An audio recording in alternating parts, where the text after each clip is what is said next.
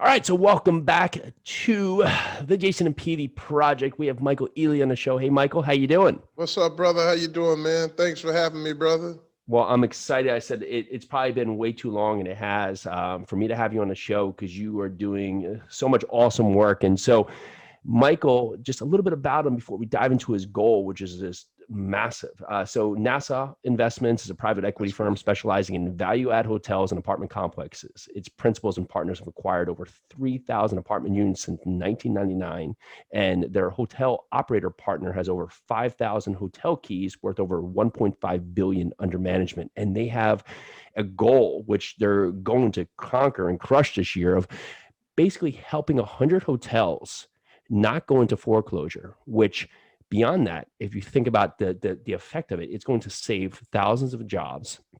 And on the other side, help their investors make a incredible return. So it's very exciting, Michael, and it's really, you would think of the narrative and I guess for a lot of people right now, they're running from hotels, right? Because they just look at the one side, right? So I can't make returns because if I go buy this hotel, who's going to stay there, right? But you forget about that there's always the other side of this. For every person that's at the hotel, right, from the manager down, has potential that they no longer have that job or no longer have that space or no longer have that ability to do what they do best, right? So, the catering hall, the people that do room service, they're all going to lose that ability. The cleaning people, everybody from top down. Right now is probably struggling for work, but in the same part may ultimately lose their job. So what is it in the hotel space that's going to allow you, or I'll go two ways. What's the pain point you're going to have to step over to get to your mission? And then the other side, how are you looking at this differently than other people who are running from the hotel space right now? Yeah, so to get to the other side, man, the real deal is what we call the burn. You know, hey, what is it going to cost to maintain this until the market comes back? Because that's all we're doing. It's not that we're like, oh, this is undermanaged, which it could be. They may not have cut back on certain things, but the bottom line, they're running at a deficit. And kind of the average right now for hotels nationwide is they're running at around 30% occupancy. Yeah, that's what I heard. And they really, to break even, you really need to be around 40, 45, and that's adjusting your employment, your employees, as they call kind of a skeleton crew. Yeah. What was pre-pandemic? What was a industry standard of where the occupancy was? Like 60, 62%. Got it. Something depending on where you're at. Some people up are 70 or 80%. Got it. So at least half of a decline right now currently. There you go. Without a doubt. Yeah. And so we bring enough money for that and basing it off, look, it is generating revenue. It's generating some revenue. So it's not actually just doing nothing. It's just underperforming greatly. And so the deals we're looking at these limited service brands, not the full service, the big box like Embassy Suites and just the big Marriott's, right, with the banquet space and everything. We come in and they're probably losing anywhere from 20 to 50,000 a month. Wow. Yeah. So 10 months they're at 500 grand. Yep. 20 months you at $1 million. Well, we cover that. We bring that in escrow and reserves. Now we don't really think it's going to take that long.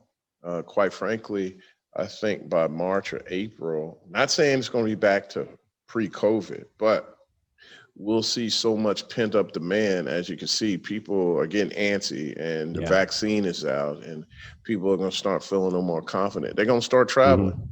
They're going to start moving out. And so occupancy will begin to increase. Now, the average daily rate, which is, like a monthly rental, but a hotels, it's a 24-hour lease. So the average daily rate will probably stay the same, and nationwide in the Midwest, it's about, $85, $75 to $85 a night. Now, if you get back into your tier 1 cities, it'll jump back up over 100 easy. Yeah. And some of the other places as well. And so, but that's really bring in 500 or 600,000 in reserve strictly for the deficit, not capital expenses, but the deficit. And so that's what we believe will get us over that. Now, the upside of that is we're coming in so low. Like, to rebuild a new hotel costs about $125,000 a key. So in hotel industry, talking keys instead of doors. And so with that, Now that's one that would be like the garden style, where the outside entrance, or is that or is that one like you think about maybe you're going to a Marriott that doesn't have the banquet center and everything else? yeah, exactly. So the full service is like a Marriott Courtyard, a Hampton Inn, a Comfort Suites, right? Those, and even though it's extended stay, Home 2 Suites, where they got the kitchenette and everything, even though that has a kitchen and has set up for extended stay, it's still considered limited service, because you don't get a full out restaurant. You don't have a bar really. Yep. You know, they may offer some of those, but they fall in that category. And so these people like have, already put the equity in, but they have debt. And they're like, look, man, I'm always going to lose some of my equity, but I'm just trying to salvage this deal. And so we'll do one or two things. We'll either come in, assume the existing debt and take completely over, and then we acquire it for basically no money out of pocket except fees, or we go in and we do a JV with them. Like, hey, I believe there's something here. I know I'm leaving money on the table. I believe the market's coming back, but I just can't hang on that long. And we'll do a JV. And that could be 80-20, 70-30. But, then that, now prefs start to come into play with that. Got it. And so from the fact you're not putting new debt onto the property, because at that point, the temperament for banking right now is probably limited. No, yeah, exactly. And that's why we do the JV, because, like, look, man, if you lose this, and quite frankly, if we lose in the CMBS debt, we could probably acquire that deal for $1 million to $2 million less than what they're in it for, which will make a great return. But now you're going back to your standard loans, and now you got to bring, instead of bringing $1 million, $1.5 million to the table, you bring in $3 or $4 million. Yeah. Because of your loan to value, and the loan to value is going to change so much because you're just in a fragile market. Banks may only lend you 50-60% loan to value for the hotel right now, if they want to lend to you. If they want is the big question right there. So ideally the business plan is identify these properties that have potential, that you can save the landscape, help the owner, whether the owner just wants to get out and they're just done, right? Or the owner really just wants to somehow stay involved. You'll bring the equity to cover the shortfall, right, for the burn for the next 10 or 12 months. And then ideally the business plan is that the returns will of course be generated for your partners. And did you guys run a fund for this, or are you syndicating? Actually, we're putting a fund together as we speaking right now. The first draft is coming out. Right now we're kind of syndicating deal by deal, and literally we're in the talks with multiple hedge funds right now. Got it. That are looking to fund us. So it's just finding the right partner. I could see the narrative, because they have a more of a risk hedge than a lot of investors right now. Are you finding that when you're speaking to investors that they're slow to the project at first because they don't understand? You hear anything like, this will never come back again. It's like, well, we've heard that how many times, right? Yeah. You think about anything, right? Yeah. So that would be one take, but you always have the other side of it, right? So why not? Why won't it come back? Tell me that's why. Right. Yeah, exactly. And that's, but you know what? And it's funny you said that. That's why I talked to these investors. I was like, look, we believe the market's going to come back. If you don't think the market's going to come back, this is not the deal for you. I tell them right off the rip, like, don't worry about it. This is not for you. This is, for risk adverse. And the it's called institutional guys. They love it. They love the concept. The big issue is more of, you just got to find the right partner, because, we like to find pockets. And every deal is not going to be what they call the Sun Belt, right down there in Florida on the Gulf. Like who wouldn't want that Sit deal, on the right? beach. Yeah. Yeah, who wouldn't? All of them not going to be there. All of them not going to be in Atlanta. All not going to be in Austin or Dallas, Texas, right? And some guys like, I want to be in a tier 1 city. I don't want to be in a subset. So, those are some of the things you got to overcome. But just because you're not in the main city like Cincinnati, Dayton, although I'm not saying I wouldn't do a deal in Dayton, but Dayton is not a tier 1 city. It's smaller than Cincinnati to me. Well, it is. But you can make some money if the deal's right. If the number's right, the number's right, Yeah, I remember we were driving down. We moved, and when we were driving down, it was a 12-hour drive, so we stayed, hotel in between, and we were out. I don't know where we were. I think we were some part of Tennessee, and it was just packed with people that were doing construction projects there, right? So they can have that different draw. You forget about that, right? There's still that people that have to use the hotel for some service beyond just I'm staying for going for vacation or some other narrative there. So how wide scape is your market selection right now, and your lead generation is based on internal, or are you looking to, or people actually, I could see the other ends, and you can cut me off, but I could see hotel operators identifying who you are and reaching out because they're in a position, No, we're going all out now, man. Like we had a lot of leads from our existing relationship with brokers. Through social media, we've been reached out. We also started a hotelrescuefund.com website. We actually got interest through there. There's also, I got students that we work with. We got like what we call our big deal hacking system, which is our master class and mastermind group. And they're out just hustling. That was the main reason I put this all together. I wanted to scale up, and I was like, I can't do this all myself. And I was like, but I don't want to work with anybody. Like, cause hey, how that goes. It's like, hey, I do multifamilies. They're like, okay, great. Here's the deal. I was like, man, did you analyze it? Do you know it? Can you just give me the fruits of the deal? Exactly. Oh no, I just thought it was a good deal. Like, no. Yeah. What state's in it? It's somewhere out west. Yeah. So but through all those lead generations, that's how we're getting leads. And but now we established relationship with some servicer, bank servicers who really focus on hotels. So now, it's just being really aggressive. Like, this is where the work's coming in, and literally I've now set up everything so everybody can handle everything. And all I'm focusing on now is marketing, talking about the hotel fund rescue, and raising money for these deals. That's it. Yeah, I love it.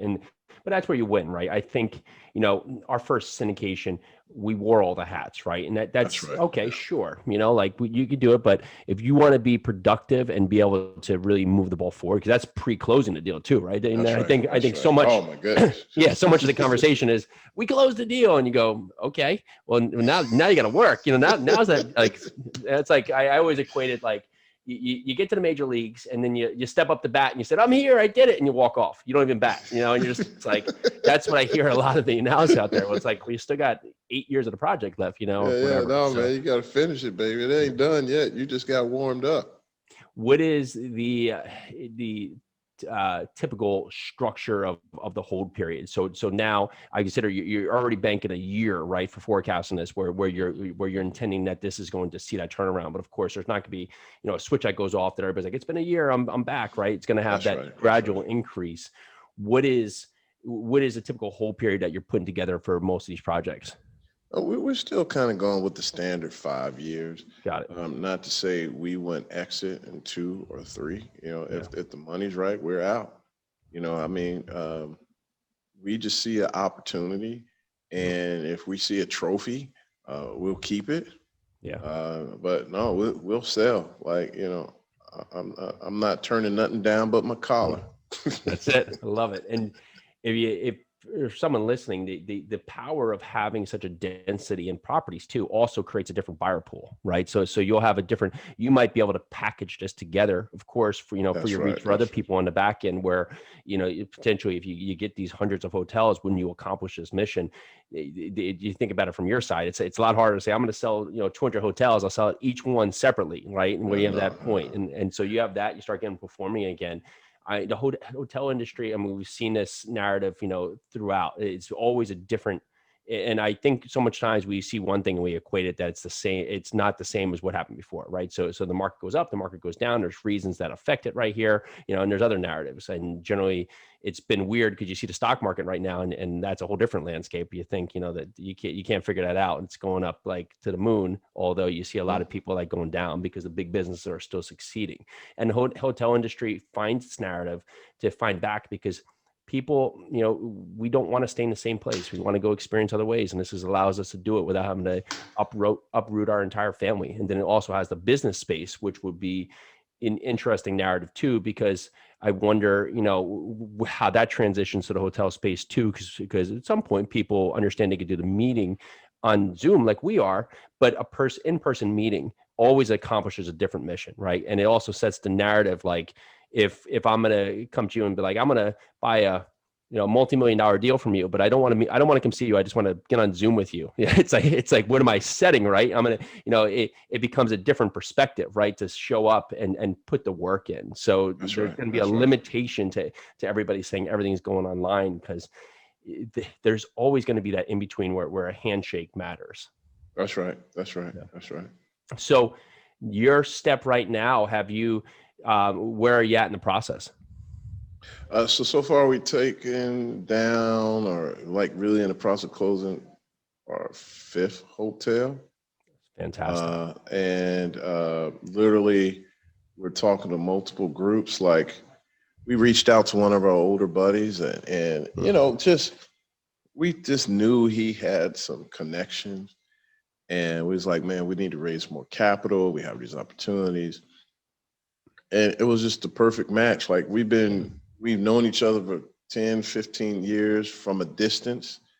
And we just happened to be in Florida. It was like, man, let's call him up, man, see what he's into. And we started talking and hanging out. And it was like, yeah, man, I got buddies that have money. I just never used it because he was really into flipping and holding. Yeah. I'm not saying they were small, but they were small in comparison. Like he'll buy a little retail storefront with 3 or 4 or 5 shops, and a couple of salons, but big houses where you could flip. Well, ain't even big houses, little mansions. You would flip a couple of mansions as well. And, so they're like, you're making 500, 700,000 a flip. Like, so, yeah. But he would get into REOs and buying non-performing notes back in the day. But he had all these relationships with these guys that had literally $1 billion fund. And he was like, yeah, I know them guys really well. I don't use them because I didn't need it. I mean, I use them when I need it, but that's only for like 500 or $1 million to close a deal, and that's it. I was like, only? And he's like, yeah. And I was like, yeah, I mean, for them to write a $10 million, $20, $30 million, that's nothing. They'll just write another one. That's awesome. But I just never used them. And I was like, man. That's why you talk to everybody and you constantly do your follow-ups, right?